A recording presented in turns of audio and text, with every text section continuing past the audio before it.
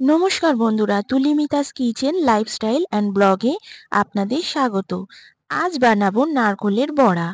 এর জন্য লাগবে কুড়োনো নারকোল, চালের গুঁড়ো, হলুদ গুঁড়ো, লঙ্কা গুঁড়ো, নুন, চিনি এবং কাঁচা লঙ্কা কুচোনো।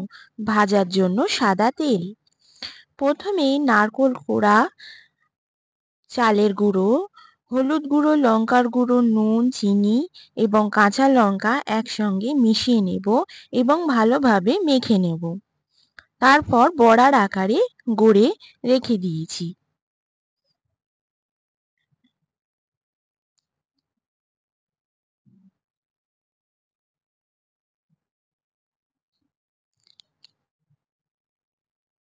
এরপর গ্যাস অন করে তাতে কড়াই বসিয়ে দিয়েছি। কড়াই গরম হয়ে গেলে তাতে তেল দিয়ে দেবো। তেল গরম হয়ে এলে তাতে বড়াগুলো খুব সাবধানে দিয়ে আমাদের ভেজে নিতে হবে।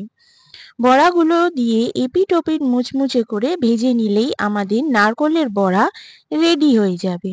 গরম গরম এই বড়া ভাতের সঙ্গেও আমরা পরিবেশন করতে পারি বা চা কফির সঙ্গেও বিকেলে পরিবেশন করে দিতে পারি।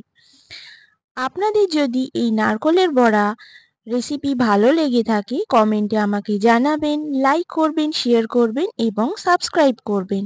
পাশে থাকা বেল আইকনটা প্রেস করে দেবেন নতুন রান্নার নোটিফিকেশনের জন্য।